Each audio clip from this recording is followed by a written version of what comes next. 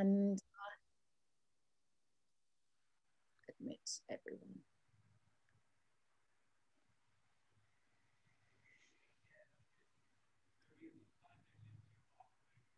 I'll keep on admitting, and good morning to all of you. Very good of you to join us this morning. I am very excited to be here with two of the co-founders, the current chairman and the current CEO of E3G, which is one of the leading think tanks on climate change in the world.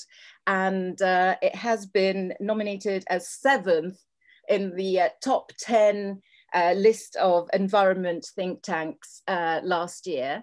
So maybe this year you'll be even higher, because as we get closer to COP, you might just be scaling that.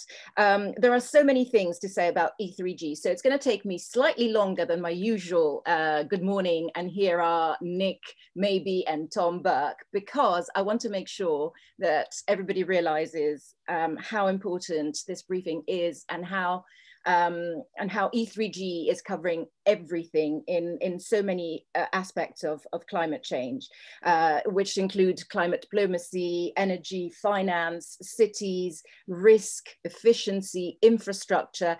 They really are the go-to people that we all need ahead of COP26. I just want to mention a couple of landmarks of E3G, of its history, because it started in 2004 and it became immediately pivotal by getting Russia to rectify the Kyoto Protocol. In 2006, it started working on Europe in the world, which is how the EU could respond to climate challenge and many other things. Then in 2009, it started driving green investment with the Transform UK coalition, which led to the formation of the Green Investment Bank in 2011. I am admitting, so it's not like I'm ditzy, I'm still admitting people while I'm talking, so give me 2 seconds. In 2010, with many other partners, it developed and piloted low carbon zones in China, which led to the Chinese government creating 12 zones covering 350 million people. In 2012, it started on the Energy Bill Revolution, a coalition of over 200 organizations which tackled recycling, carbon tax to drive maximum efficiency. And in 2020, as I already mentioned, it was ranked the 7th top environment think tank in the world. We've got here two of its co-founders and, as I said, chairman and director. In fact, chairman and CEO. That's it for me. You've all had their bios, so it's not like I'm telling you anything new, but I just wanted to make sure that those main landmarks were pinpointed. And first of all, it's over to Nick Mabey, who is starting with a slideshow. Great, thanks so much, and thank you everybody for joining. I hope everybody can hear me fine. I'm going to give a kind of 10 to 15 minute introduction, so it's useful to give a bit of structure and pictures in climate change, and then Tom will give some gloss, and just to give you just a little bit more background. So both me and Tom worked in the UK Foreign Office setting up its climate and energy structures. I also worked in the Prime Minister's unit. Tom worked for the Deputy Prime Minister. I am an advisor to the COP president, though obviously I'm speaking on behalf of E3G today, not the COP president. But yeah, we've got a good background in both the inside and outside of climate diplomacy and the broader areas which E3G covers. So we're going to try and give you a flavour of the main highlights of what COP26 is trying to agree, what are the dynamics, particularly the political dynamics and diplomatic dynamics, and what success will look like. And then we'll be really happy to take questions on anything really. If I can make my slideshow work. So that's us. So you've seen us. So what does COP have to do? Now, the COP president, which is the UK, working with Italy, but also particularly the Americans and the G7, have come up with the phrase about COP26 keeping 1.5 degrees alive. 1.5 degrees was the level of dangerous climate change identified in the Paris conference, along with well below 2. And these are two important numbers to keep. So the Paris said we should keep well below 2 degrees, temperature rise above pre-industrial levels, and strive to get to 1.5. So what's the challenge for the COP this year, delayed from last year? Well, firstly, that public expectations are extremely high for climate action. Even following the COVID pandemic, the public opinion polls have held up very strong, but it's also being driven by the climate impacts we're seeing at the moment from China to Japan, US, Germany, Africa, and some new science that's going to come out, which will not paint a very positive view of where we are in terms of the climate. So very high public expectations. Unlike at the Paris Agreement, in a sense, you can't spin your way out of COP26. We've run out of time. We actually have to produce concrete emissions reductions over the next 10 years, not just talk about future targets or targets by cities, companies, investors. This has got to be governments committing to short-term action that shows they're really taking this seriously. That's the only credible things. However, just reducing emissions is not the only benchmark. There's a set of issues. Paris was a unique break. It said that not only do we need to deal with emissions, but we need to help countries deal with the unavoidable damage that we're going to suffer already, again, that we're seeing now. So that balance between reducing emissions to safe enough levels, but still damage, and helping countries deal with damage is core to the politics of COP26, particularly for the Africans, the vulnerable countries, Bangladesh, the small island states. And lastly, we will not see at COP26 a kind of final agreement that everything is being done to get to 1.5 degrees. So COP will have to show a path beyond to kind of show how those gaps are going to be closed, which also addresses adaptation and the financing needed to do that. So that's the kind of context we're in. High expectations, huge amount to do, and a real focus on the credibility of commitments. And just to kind of put this in numbers, these are all approximates of climate change is a semi-exact science, shall we say. But if you want to keep 1.5 alive, what more do you need to do by 2030 than countries have pledged? Well, if you look at the numbers on the far right, 29 gigatons of carbon has to be reduced from where current projections are. That's a lot more than the well below 2 pathway that was, the focus of Paris, which was 12 gigatons. And the current ambition we've got on the table is 2.9. So the gap between 2.9 and 29 is very large. The best case scenario, we think, in our judgment, is that we might get 9 gigatons of extra abatement. Mainly the addition has to come from China, India, Brazil. The developed countries have mainly put their emissions reductions forward already at the G7 and before. But between now and COP, we need to see those numbers add up. Now that takes us pretty close to a well below 2 pathway, which was 12 gigatons reduction by 2030, but a big gap to 1.5. And that just demonstrates the credibility issue here. So if you're going to tell the public you're keeping 1.5 degrees alive, how do you, obviously just saying you've done 9 out of 29 over the next decade isn't going to be enough. So that's just that gives you the very raw backdrop.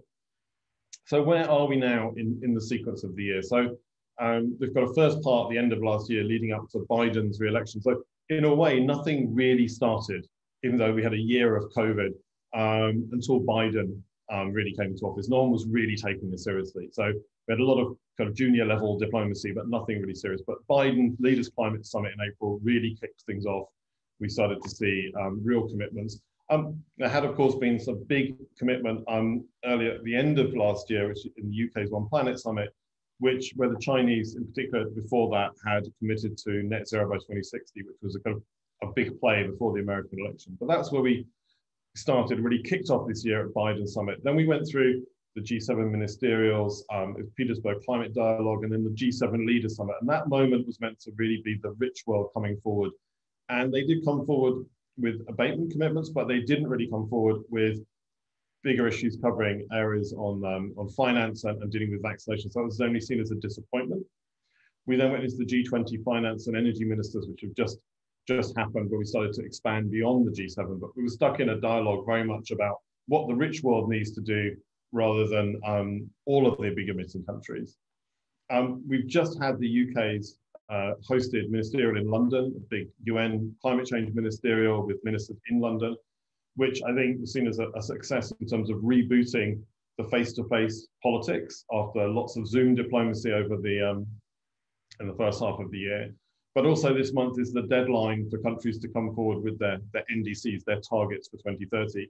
we're expecting a lot of people to miss that deadline. So in kind of July, 100 days to go, there's a lot of work to do. There's a lot of pieces of the puzzle that needs to come into place. But in a sense, what we see is kind of the elements are there. The question is, can they be landed across the rest of the year? And what does the rest of the year look like? So these are the big moments.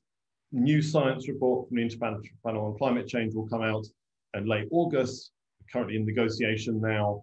That will say that there's even less time to achieve 1.5 than we thought. So it won't be catastrophic, but it just means the urgency is ramped up and we expect a big public reaction to that. Then the first big meeting of the year, UN General Assembly, expecting to see a lot of action there. That's going to really boot the summer, that's going to autumn run into COP.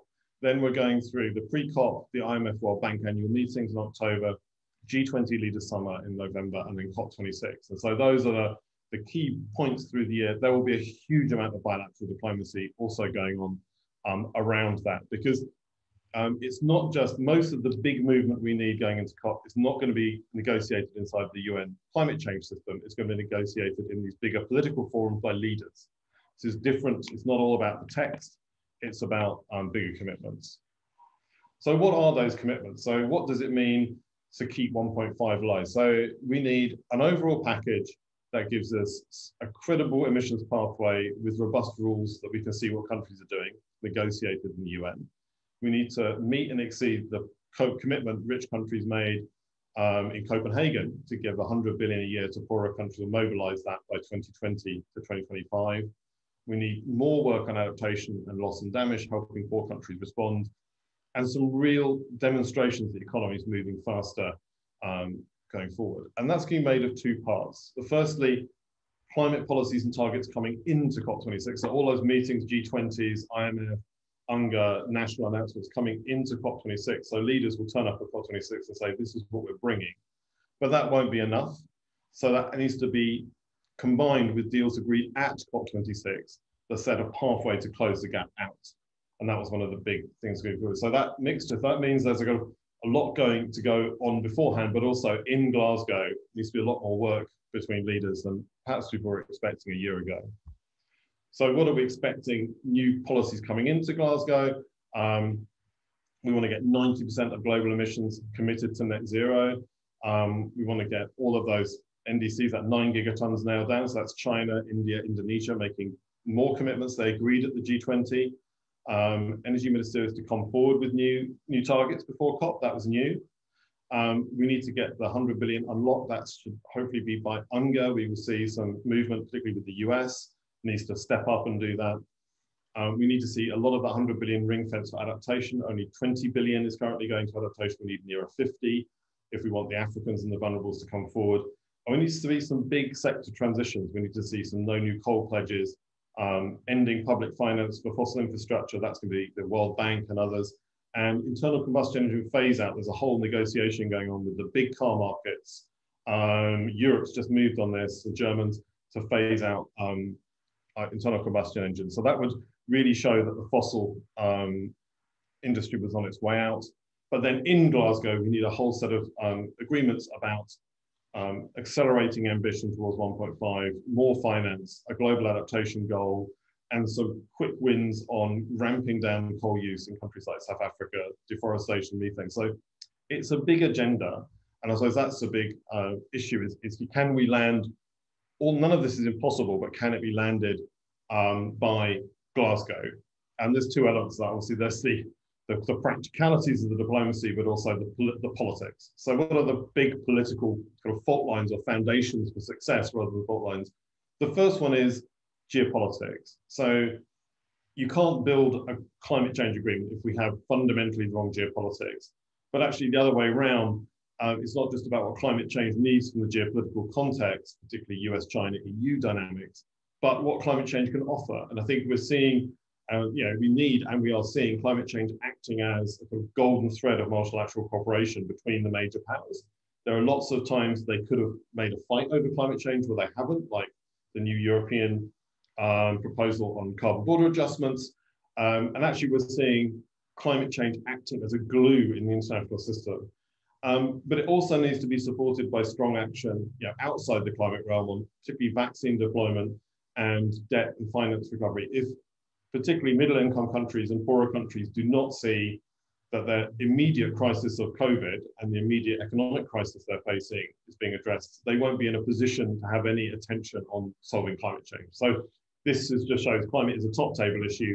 It shapes geopolitics, but also requires other geopolitical issues to be going in the right way to move forward, because it's such a major issue. Then moving into more climate-focused areas, solidarity.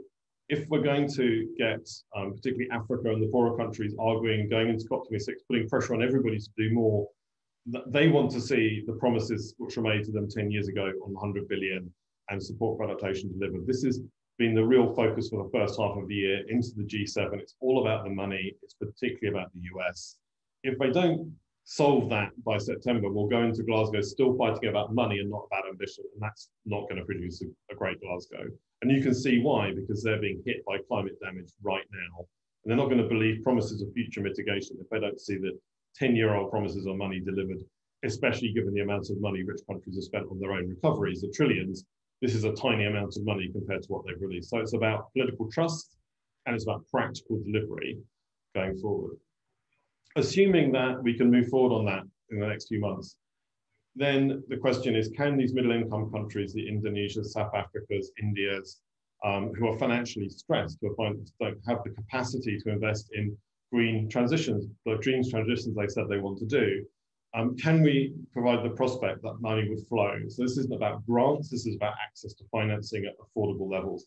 And that's where the G7 announcement on the Build Back Better World, the B3W process, kind of complementing or competing, how you want to frame it with the BRI comes in, and the idea of recapitalizing the multilateral development banks to give them more financial firepower.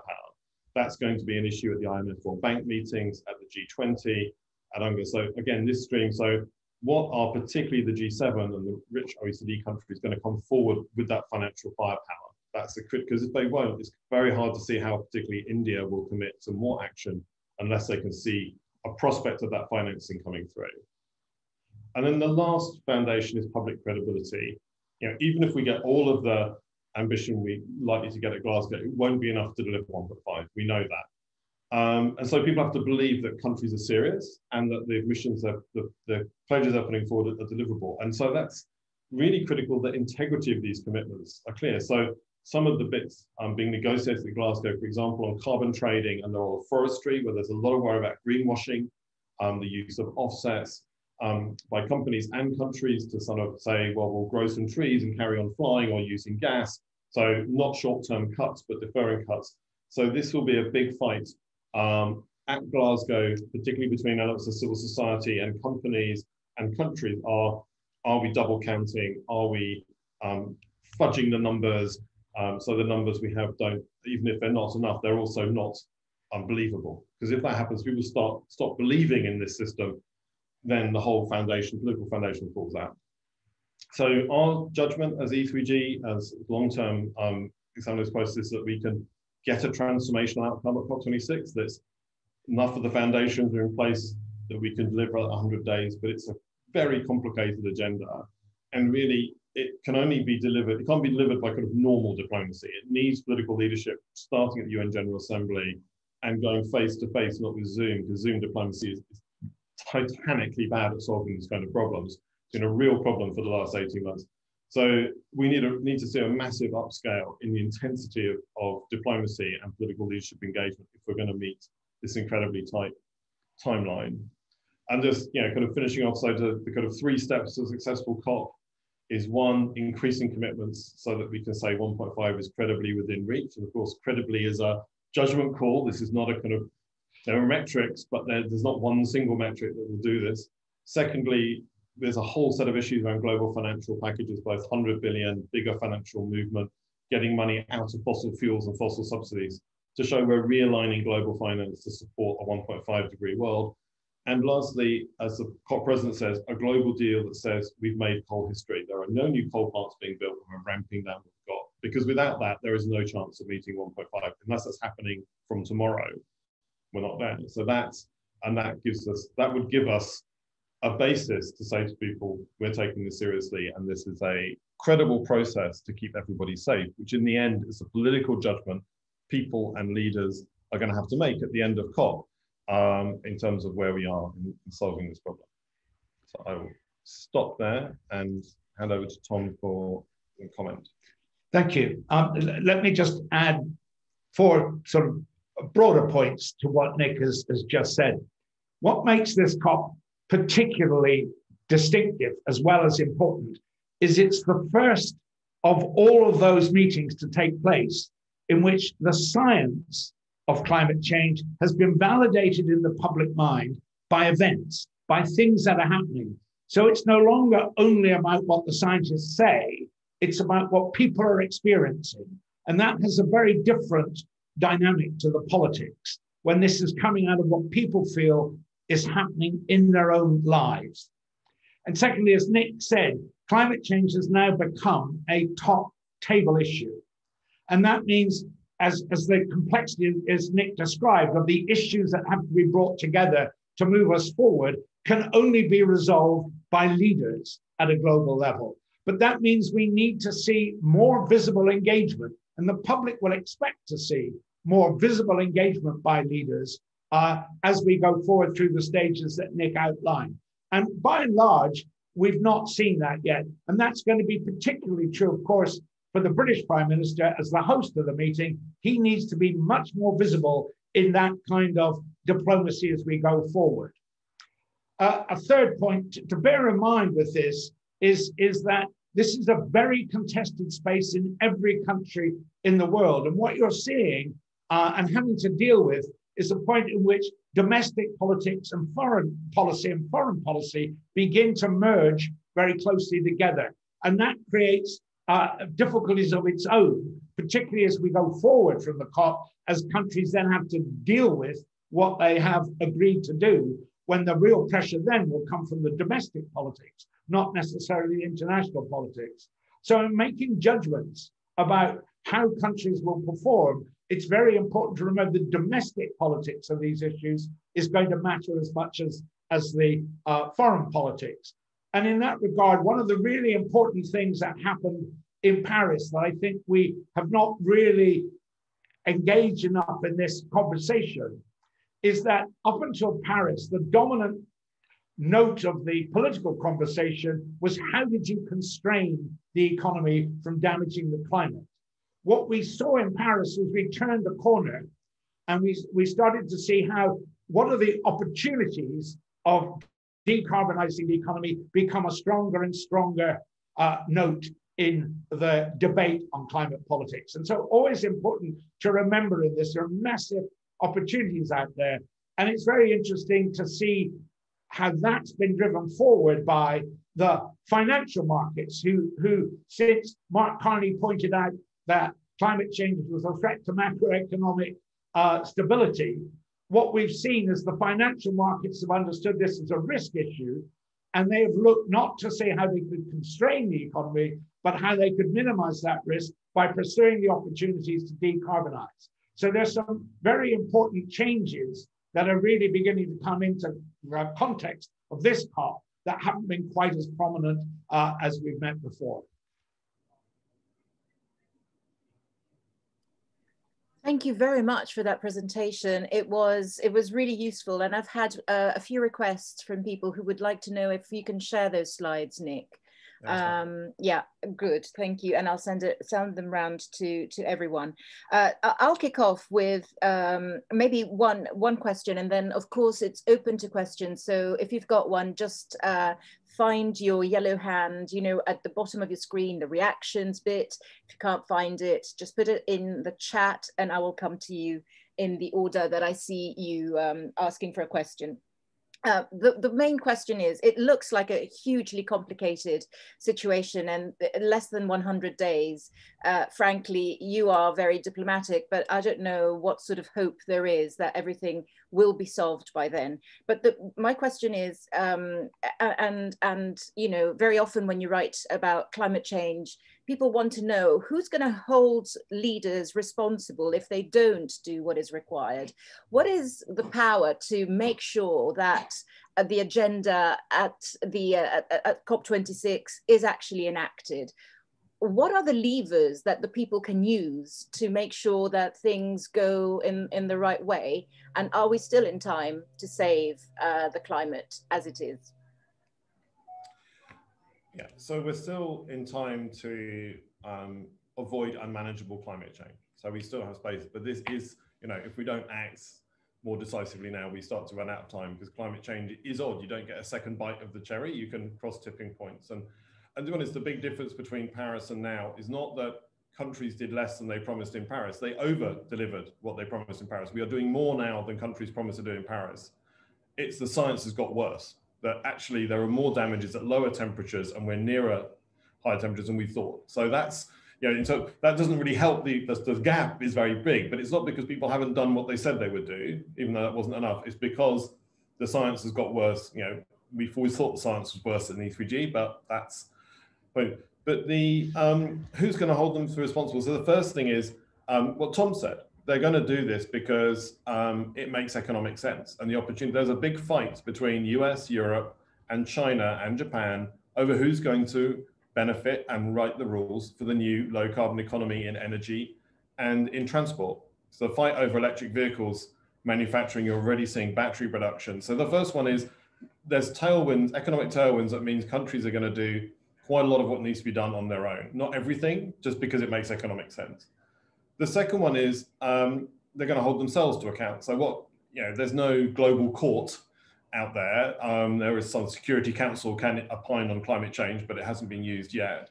But the main thing is transparency. So one of the things they're negotiating at Glasgow are rules on how countries report what they're doing, so that everybody knows what you're doing. So the big issue is peer-to-peer. If you're not doing what you promised, that has consequences in other geopolitical areas.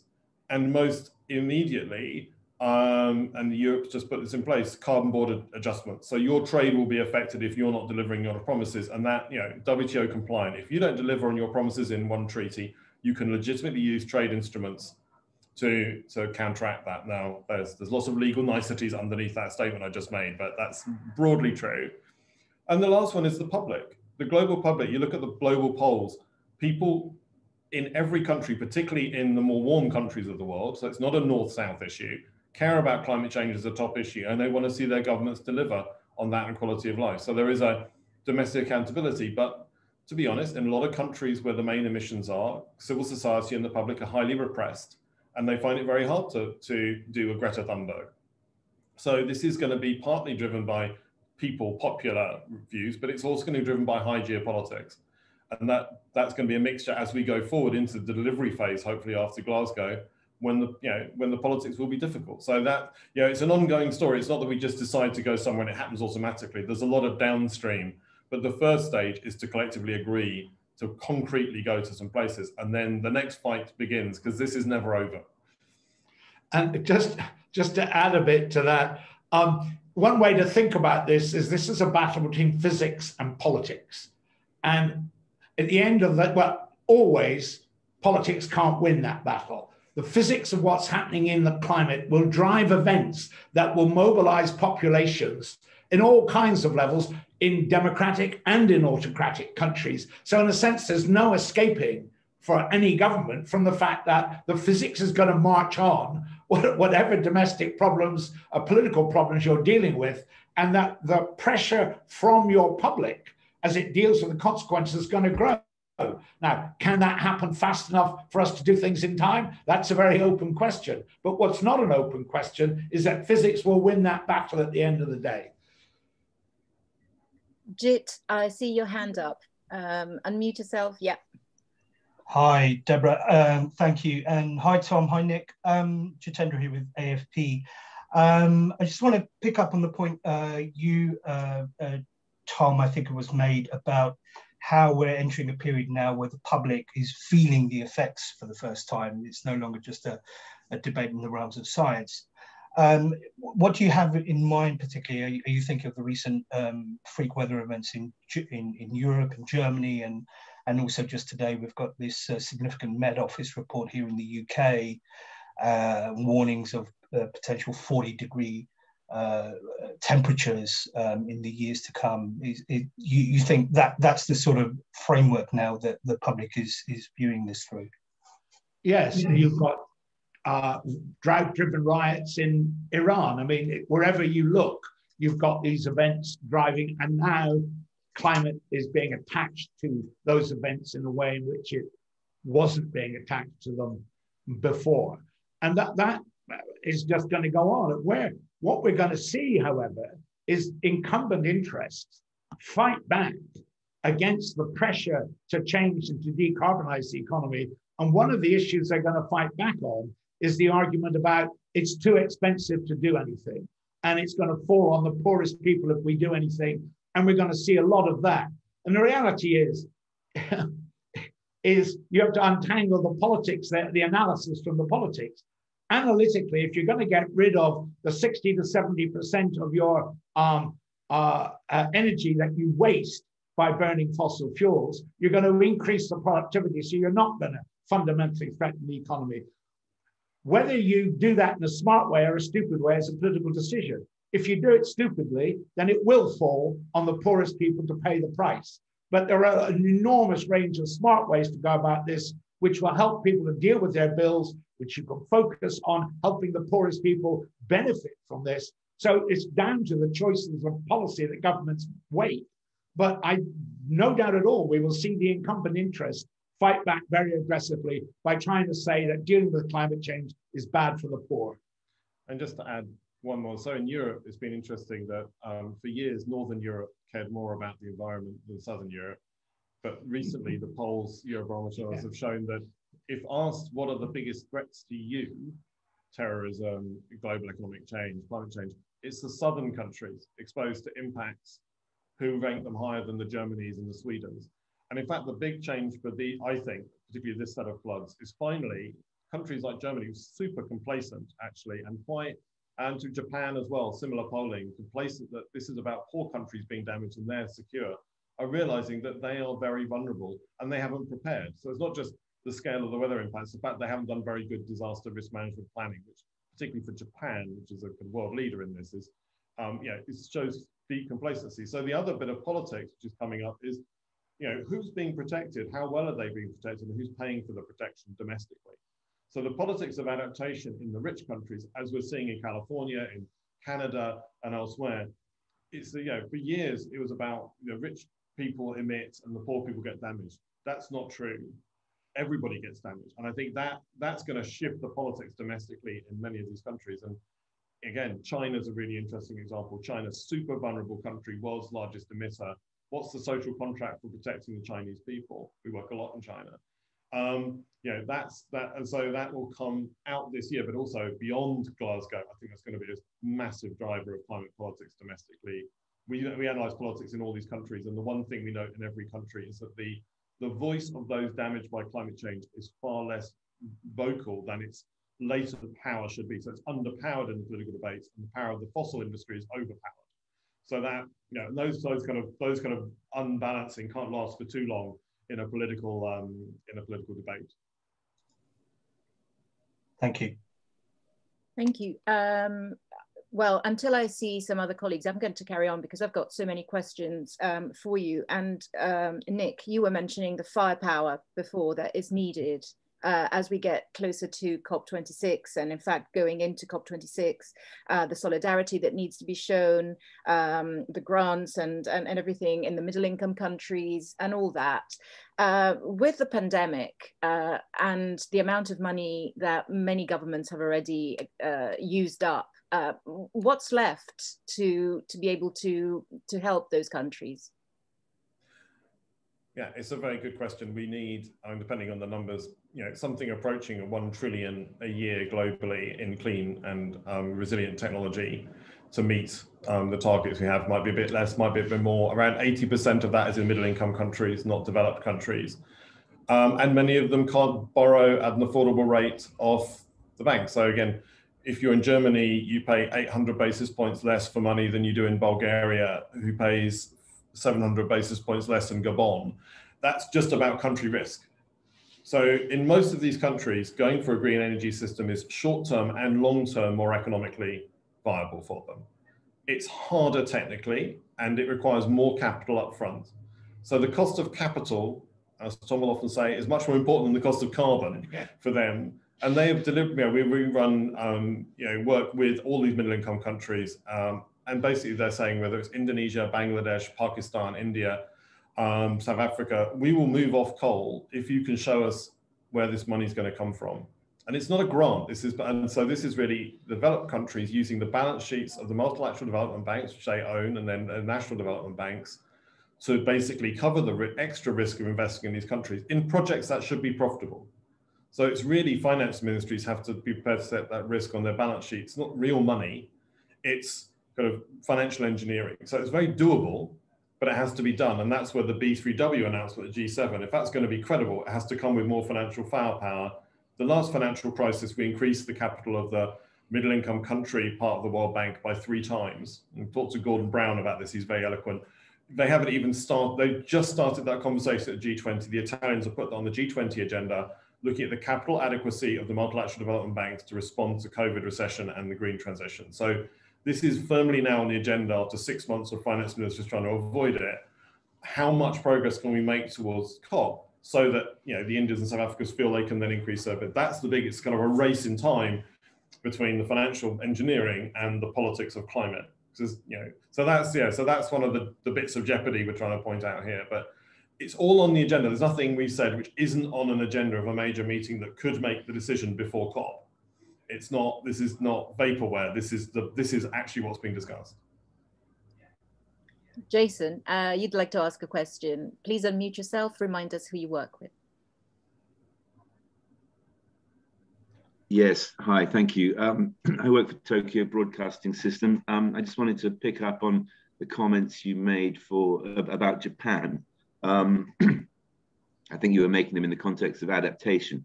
I mean, obviously Japan has been one of the worst offenders in the G7 in terms of pushing coal, and I understand that they've been quite obstructive in terms of marine emissions and things like that, maritime emissions. Could you just explain a bit more about what you mentioned about Japan's approach to adaptation, and also perhaps touch on their sort of responsibility as one of the G7 countries in taking this more seriously, shall we say? Yeah, I think Japan, we would say, is kind of acting against its own national self-interest in quite a strong way. In its role, as you say, in the G7, it's been a backmarker. It's been a backmarker on funding coal, and it's tried to walk back from its commitment at the G7. I think that's been squashed by the US and others. You look at Japan, it's a country with few natural resources, but huge amounts of technology. It's a leader in many clean technology areas, and it's a leader in disaster risk management. But when you talk to the policymakers about Japan, they will say Japan doesn't have leadership in green technology areas and is doing everything needed to respond to climate change. You look at the climate change projections they're using, and the reality in Japan shows they are not looking at extreme weather scenarios. So the complacency of Japan, and they're also only looking at impacts on Japan, because Japan's a massive food importer. Japan has no analysis of the vulnerability to global climate change as a food importer. Whereas for the UK, that is our #1 national vulnerability to climate change, is supply chains, particularly on food, in our national risk assessment. So I've worked with Japan quite a lot. I would say there's the voices that are politically powerful in Japan do not reflect the green economy potential of Japan, and therefore the policy is skewed towards old industries, not new industries. And they seem to have a very complacent approach to the climate science, which doesn't reflect the customers we have with the UK, US, China, and other major powers who are looking about their global vulnerability. So that reflects a pretty systemic governance failure in Japan and political failure to have an honest debate about both the risks and opportunities of climate change. And so it ends up being dragged reluctantly into actions when it should be, to be honest, a leader, because I think Japan's got more to gain from a zero fossil fuel world than most countries, given it has no fossil fuels at home. So that's, but that's the fact that sometimes, national interest and political outcomes do not always align in countries.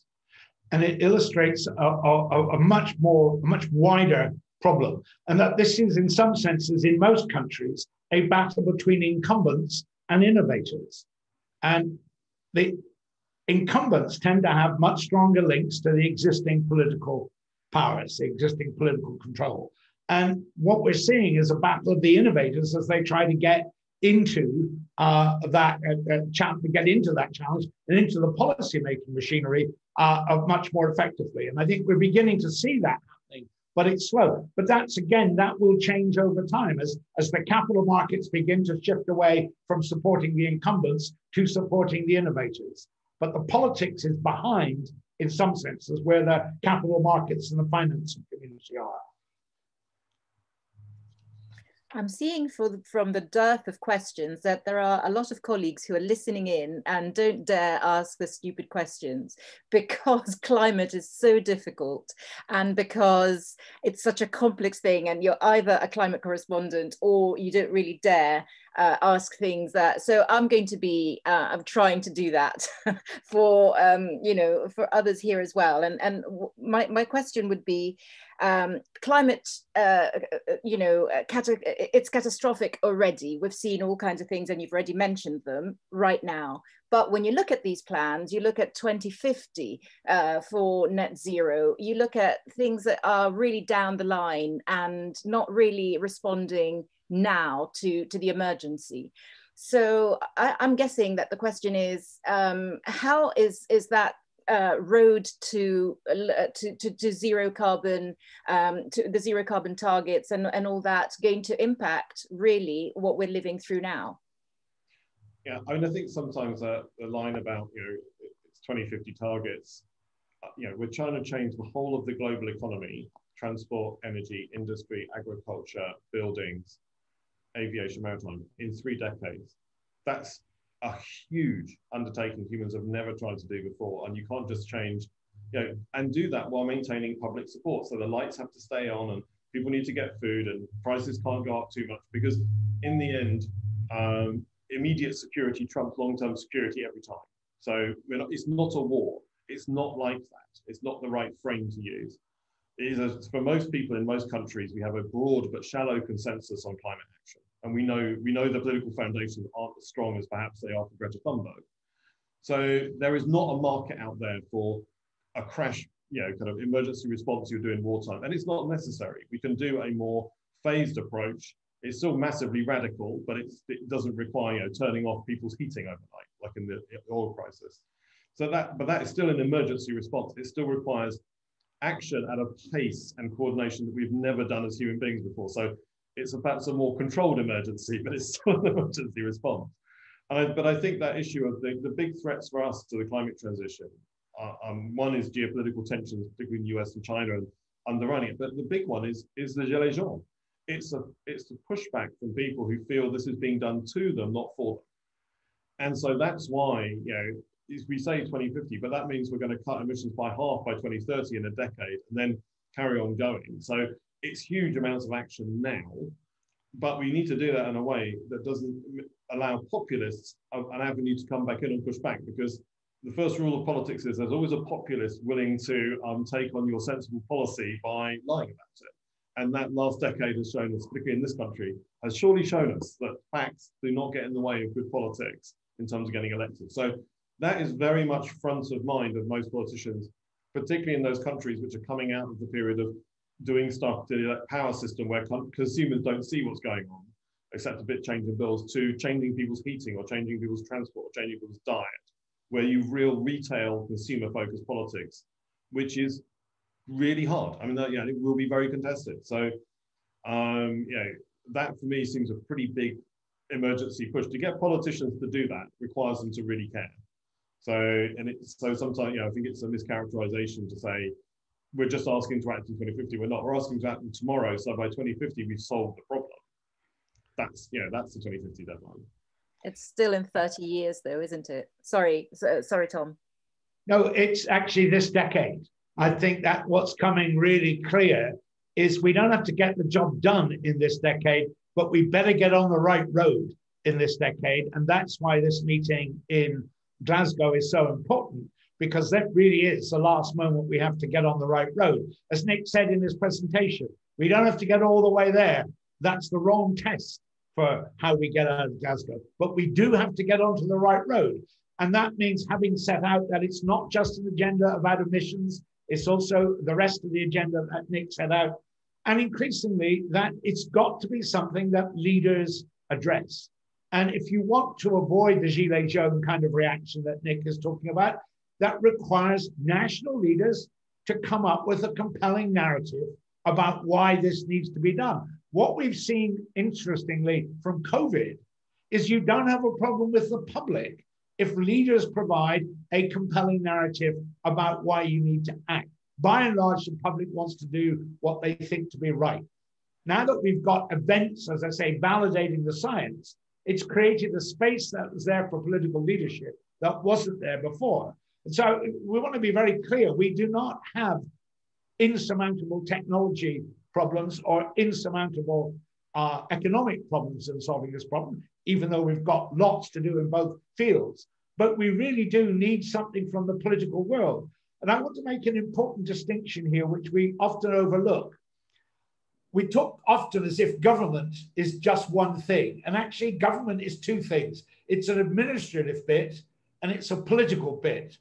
And we need lots of good government, a good administration to do this, but we need much better politics if we're going to do this. So it is about the politicians stepping up. It's not about, somehow there's a magic, if you got rid of government, we'd solve this problem in a better way than if, or more government will make it worse.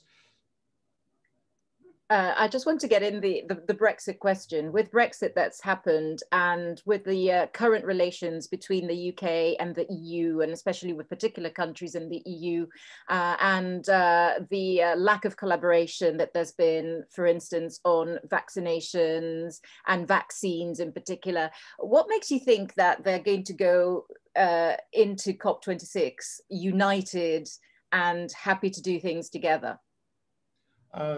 This is our kind of day job because obviously we work across Europe and in the UK as well as in the US and China. I have been disappointed by the level of UK-Europe collaboration because of Brexit. Climate change, UK was a leader on climate diplomacy in Europe. It had the strongest foreign ministry, had the strongest capability, it was a leader. And to be honest, the UK kind of threw that all away. And we're rebuilding bridges now, despite some of the high-level political tensions. I think both sides of the channel now realize they need each other, but there's been a bit of a wasted year. And that's affected the rest of the world. To be honest, the Americans and Kerry and Biden have really picked up the stick and run with it, but they need to play more with others as well because they can't deliver everything they need because of Congress. So there is a general feeling that we need the US, the EU and the UK to work together much more productively and with countries like Japan. In also to make sure that the attitudes towards India and China, etc., are done collectively and in the right way, because we don't need lots of people running off on their own. So, but but also, to be honest, it's been disappointing the way the Germans and the French haven't stepped up. The Italians, I think, are doing a good job. Draghi is doing a good job. They ran a really successful, much more successful expected G20. So Italy is the surprising front runner in terms of climate diplomacy in Europe, but Merkel is, she hasn't used her last years to give us a legacy of a strong climate action. We hope she's going to step up a bit more in the kind of period up to the kind of new government coming in. And Macron says good things, but France needs to step up again. So again, there's better leadership needed on all sides to move forward if we're going to, as I say, deal with such a complicated agenda. It's not one country, the UK or US, cannot deliver on its own. It needs a team to get this over the line. Well, and before I pass the word over to my colleague Judith, who's put in 2 questions in the chat, maybe you can unmute yourself, Judith, and ask them directly. But in what way would you say Italy has stepped up? What has Draghi done that is good? They've put together a strong set of proposals on the financial issue and the green recovery issue, which is rather ignored by the G7 finance ministers, to be honest. So the language of the G20 was pretty strong on green recovery. It said countries would have an ambitious share of their recovery in green, that they would announce those shares and analyze it before they were coming forward, and that they would review it at the G20, that they would look at the capitalization of the multilateral development banks to give more financial firepower. And to be honest, they put a lot of political effort into getting China and others to commit to coming forward with higher 2030 targets, not 2050 targets, 2030 targets before Glasgow, which was not, earlier this year, that was not a given. There was lots of pushback that they were going to do that. So, that's, I think it's really positive because, and people trust Draghi, and he has weight in the finance space. And I think that's, again, back to this issue of financial firepower. That's where the Italians, alongside the Americans, are really making a bit of a difference at the moment. Thank you. Judith, I see that you have unmuted yourself. Please remind us who you work with and go with your questions. Yes, hello everyone. Judith here from Spanish news agency Agencia Efe. Now I've put a number of questions in the chat. I'll read them aloud. I hope that you can read them too, so that, you know, I don't, you know, spend half an hour talking. But I'll read through. Many companies are committing to net zero by 2050 now, including oil giants like BP and Shell. Do you believe they will ditch oil in favor of green energies, or do you think they have other strategies to offset carbon emissions? Do you think aviation will manage to keep going with eco-fuel like they are promising? And finally, should there be more pressure on oil-producing countries, which are, you know, planning to carry on producing oil as far as we know? I mean, just to go, I think this comes down to the final point in my foundation slide about credibility. I don't think most of the strategies from BP and Shell are credible. They're not. There's too much offsets. There's too much belief that gas will be stored underground, the commissions from gas, and their investments in green energy are not credible. I think what we're seeing is a lot of divestment from high carbon assets to make themselves look good, but those assets are going to other people. They're not closing them down. And I think this will be a source of, along with aviation and the role of the voluntary offsets market, a huge source of contention going into Glasgow, as we've seen with the Mark Carney's task force on voluntary assets and off carbon offsets, which has been, you know, attacked quite roundly by large members of the green community, including some of the people on the task force. So that's a flashpoint for Glasgow. We don't think that and that's why we say we don't think their commitments count towards solving climate change. They're not solid enough, and they shouldn't be. We're arguing very strongly with the UK presidency that they shouldn't allow to count towards any kind of commitments, so that they're not credible enough. And if they undermine other companies who are much more credible in their commitments, so that some of the tech companies, the Unilevers and others who are doing really amazing work, we shouldn't mix bad money with good. So that's important, and that's the same for your Article 6 question. Again, Article 6, we don't think, to be honest, is a necessary part of a Glasgow deal. If countries aren't prepared to have integrity, and particularly Brazil and Russia, then we think that article should be moved forward to the next COP, because it's not doing anything for the environment. It's purely an issue for countries wanting to have basically monetize previous paper emissions reductions, which aren't real. That ours is a kind of relatively extreme position, but shared by many governments behind the scenes, that it's not a necessary condition for Glasgow's success. So if the risk is countries are going to hide behind it to pretend they're doing more than they are, then we shouldn't agree anything on it and challenge them to pull down the whole conference. Because in the end, we can call their bluff because they're not powerful enough to pull down the whole conference. But it's not good to put in place anything that lacks credibility, because that undermines the whole system, and that is strategically important for the big countries, whereas Article 6 is not strategically important for solving climate change, in our view. Mm-hmm. Thank you. When I sent out the invite to this briefing, I also said that you would give us an idea of who were the people to look out for, to keep an eye on, and also a little bit of advice on how you would cover COP26, the actual conference. So I wonder whether you can give us a few tips. Yeah, so in terms of, how do you cover COP26? Well, you need to cover the kind of the set of meetings, I think. It's going to be an awful lot is going to be what comes in. If we don't come in with enough, it's going to be one conference. If we come in with enough, it's going to be another conference. So the first one is start early, focus on UNGA, focus on the G20, focus on the IMF World Bank meetings, and talk to the major negotiators. Talk to Kerry and his team are vital. Obviously the UK team, the Europeans. They're doing a lot of the bilateral diplomacy with South Africa, India, Indonesia, and others to say, what do you need to do more? So that's the stuff that's going. So those are the people to watch. Mark Carney is important because he's doing a lot behind the scenes with the central banks and the finance sector. So we expect to see big moves on the financial regulation side, which will, again, send a very strong signal to countries that they're not going to get finance at an affordable price if they don't look like they've got a credible net zero plan, because they will come out as more risky in the rating agencies and the IMF. So Kristalina Georgieva also really moving stuff behind the scenes.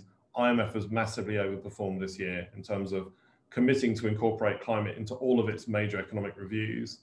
So those are some of the key people I would keep an eye on. The COP itself, the structure you can find on the COP website, but basically the first week is leaders turning up to a bunch of days saying what they're going to do, so that hopefully coal phase out will be a big piece. Coal is a big one to focus on. Will countries commit to not building new coal? But also internal combustion engine phase out, financial reform, stopping fossil subsidies. So that nature, deforestation. So there'll be a whole set of commitments there which will say, okay, we've done our targets, but these are also other things we're doing to change the structure of the economy so you can believe 1.5 is more within reach. The second week will then be the negotiations, and the leaders will have to set that up as a kind of, what are they putting on the table? So the first week will be very much about, are we changing the real economy enough and fast enough, or putting out the table? And the second week will be, can we get an agreement over the line that coming out of Glasgow, we've got a process to close that gap and to deliver the transparency and the various negotiation outcomes. So it's going to be a tale of two halves. How those two bits, the leaders flying out and then leaving the negotiators behind, what happens in the end game, we don't know. We'll see that evolve over the year, but that's going to be the structure of the week, 2 weeks. And in terms of science, is there something that we should be looking out for, or is the science now solid and there already, or something to watch out for coming up before the COP? There's Nick mentioned in his, as he went through the list of things to look out for, there's the end of August, there'll be the publication from the IPCC. And some people have described that as a science bomb, because it's as a science what? Sorry? Science bomb. Okay. That will go off, because it's going to basically confirm everything that was led us to sort of start thinking about 1.5, that what's happening in the world is the impacts of climate change are faster and nastier than we, the scientists, thought they would be. And you've seen just in the last few days, the extent of scientists using the word shock to describe that this wasn't what they expected. So there's a lot of work now going into developing the modeling capacity so you can forecast things like the German floods, because they were such a big surprise to the science. So I think in that sense, that will have a real impact on as it were, the intergovernmental conversation, as the science, in a sense, is a real context setter from that. I think we've already seen there'll be more events. The events will go on happening. So the public context won't necessarily change all that much because of the science. But the way the science is engaged in the conversations, the intergovernmental conversations, will change somewhat, I think, and will add to the pressure to move forward. So you've got the scientific community saying you've got to do faster. You've got the financial community saying exactly the same. The pressure on governments to do things is continuing to grow. And I think that's what we'll see. Yeah, and just one of the messages we got out of people who were in the room at the G20 was a feeling that even the most fossil fuel dependent countries were accepting the inevitability of net zero in mid-century, which is not true. And that's and it's kind of, they may want to play out the decline of the fossil economy in a way that maximizes their share and their value, but the idea that they can stop the transition to a zero carbon economy in the next decade, they know where the economics are, they know where the finance is. So I think this was always a battle about the future. And I think, that this is why we're a bit more optimistic than we were 6 months ago, as we see all of these forces coming together. So it's no longer people saying, no, we believe in a different future. We want a future that's kind of, where there's more gas in the system. It's about how you play that end game out, and lots of work to do that. But it's about the how, not if we're going to do it. It's how we're going to do it. That's the real challenge. So it's got to the top table because it's an issue about political, economic, and social stability. It's about stability. It's not about the environment in terms of the politics. It's about stability, and about the stability of security that everybody needs in order to go on being free to do whatever they want to do. Okay, and given that we're on the last minute, I'm going to ask just the last thing. How important is it also to follow people like Greta Thunberg, and any other activists that that we should be looking out for And are there any seminal books either just come out or coming out ahead of COP? Have you written a book that is code for, so that we are on top of everything going into COP26? Always good to follow Greta. I've seen people already be in that space. Useful to follow Christiana Figueres, who ran the COP in Paris. And I would follow John Kerry and others, because they are the ones speaking these issues. Again, the activist community. Follow Jennifer Morgan at Greenpeace. She's an old friend of ours, and she's got her finger on the pulse of the more campaigning NGOs and the more bottom-up kind of global grassroots NGOs. And another voice that is useful is Salim El-Haq, who's a scientist and really serious influential person in Bangladesh, who's really kind of has the voice of the vulnerable countries and understands their needs and issues. So we haven't got a book out at the moment. That's next year's task. The E3G website has a lot of more detailed material on what is happening in Glasgow, these proof points, the timelines. We'll send around the piece, but do look on our climate diplomacy part of our website. We publish regular updates, newsletters, reports on every big meeting, which will give you briefings and try and break down the complexity. But back to this year is a strange year, because the climate journalists who are specialists perhaps sometimes don't get the bigger politics which is in play. As you say, most of you do the bigger politics, you don't know all the climate detail. We kind of need both voices, because this climate step up. From Paris, it was very much a climate conversation. This is very much a conversation about geopolitics and geoeconomics. So I think in the media, from the media point of view, and we're trying to bridge this, is to try and kind of translate between the two communities so they both understand, because it's you need both lenses, the big politics and the kind of climate technical stuff, to understand actually what's going on, because this is much bigger than the COP26 itself. As I said, it's about all these different global process institutions funneling in and through COP, and then taking the message of COP back out into those, whether it's the IMF or the G20 or the G7 or the World Bank or the WTO. All of them are affected now by this, which makes it complicated, but also a lot more interesting to cover, I feel, than just this kind of narrow climate debate. Definitely, and we look forward to possibly putting on another briefing, as we were talking about just before the this briefing started, maybe in September, and bringing in some of the diplomats that you were mentioning, and as we go closer and closer to COP, to keep the finger on the pulse. I cannot thank you enough. This was very, very interesting, and I hope that either Will or Imogen will send me the slides so I can send them out to everybody. And I hope that you had a good time. It was certainly extremely interesting, and see you soon.